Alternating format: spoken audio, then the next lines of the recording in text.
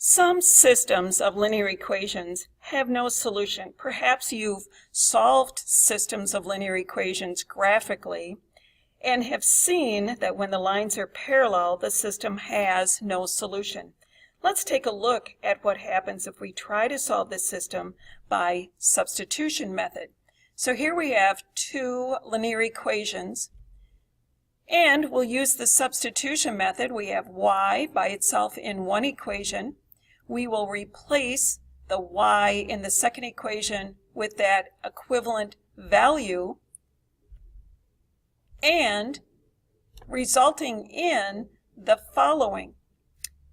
Solving this, since we now have our first equation all in one variable, we will subtract a 5/2 x from each side, which eliminates the variable and leaves us with a false statement.